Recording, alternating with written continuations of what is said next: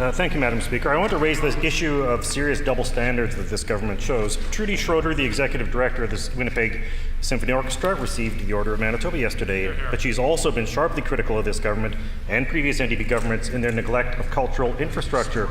I know that calling for repairs to cultural infrastructure may seem hard to justify when this government is cutting EIA, life-saving drugs, and freezing health, education, and infrastructure spending, but let's consider what this government does talk about spending money on. The Premier offered $1.7 billion to Jeff Bezos, the richest man in the world. The Blue Bombers got a $200 million bailout, and the Premier is ordering MPI to give money to brokers.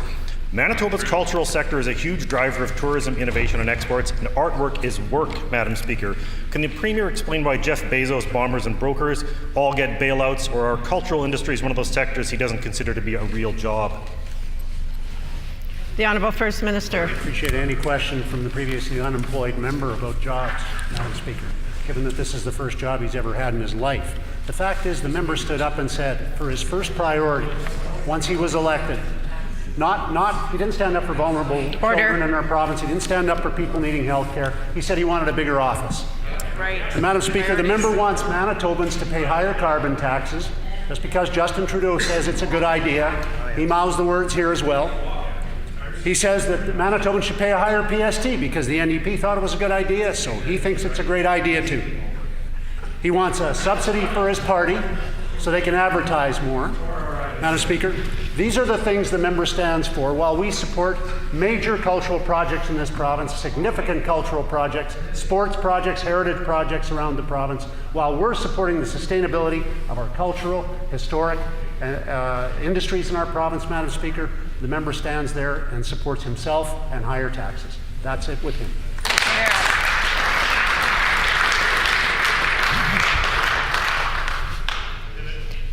There is a significant amount of heckling going on during this oral questions, and it is coming from all sides of the House.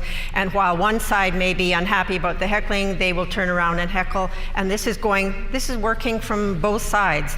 The intent here is to be able to ask questions and answer them, and I am having some difficulty hearing all of them, and I know that you want me to be able to hear them in case there are any rules broken. So I would encourage everybody here. This is the legislative chamber, it's a democratic chamber, and I would ask everybody please to allow people to stand in here and be heard.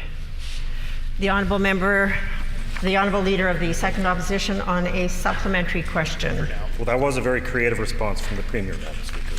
The issue of double standards is a serious one, however, because it's clear this government does more than just reward its friends. They go out of their way to punish their opponents. And I asked the Premier last week about the Community Places program. He seemed to think that the reason there are more projects in BC ridings is the allocation of seats. But let's be clear about the breakdown of spending under this program. 4 seats in rural Manitoba alone received more funding than all the ridings in Winnipeg put together, Madam Speaker. And when we look at the average spending per constituency, which I table, in Liberal constituencies, it was about $16,900. In NDP constituencies, it was about $33,500. While in PC constituencies, it was over $79,600.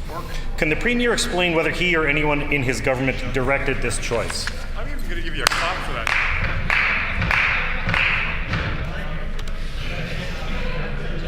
Order. Order.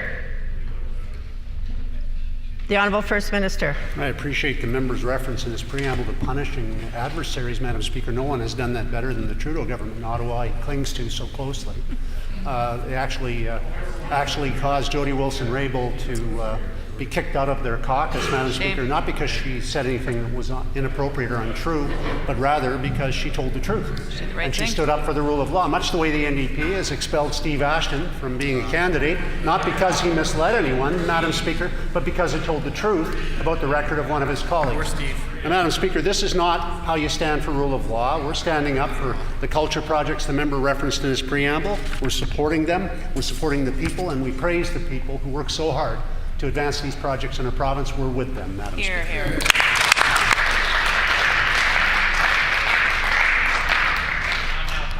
The Honourable Leader of the Second Opposition on a final supplementary. As I recall, the Premier had to dispel or turf the member for Assiniboia for not being a team player. Again, this relates to the double standards, and when I raised it, members opposite thanked me. They thanked me for talking about the projects in their constituencies, and it's truly sad they would take any pride in what they've done. I tabled a document that showed a spreadsheet of Community Places program projects that linked projects to the MLAs and constituency they lived in. Now, it's a list of projects that were either recommended or denied. And what's interesting, Madam Speaker, is that while 85% of the final projects were in PC constituencies, there were 38 changes to the recommendations. More than 2/3 recommended projects in Liberal and NDP areas that were spiked. There were projects recommended in Fort Rouge, in River Heights, and Keewaydinook. But when all was said and done, someone turned them down. Was there political interference in the choice of these projects?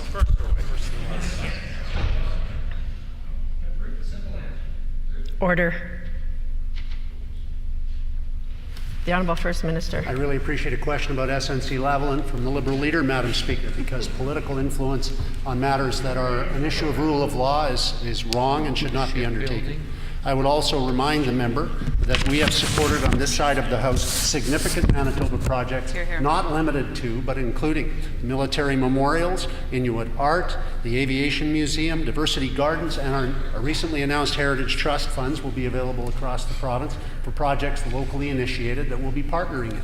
Madam Speaker, in terms of support of the culture and the heritage and the sports fraternities and sororities and various groups across the province, Madam Speaker, we are going to stand with those organizations. We're proud of the work they do, and we'll continue to stand with them.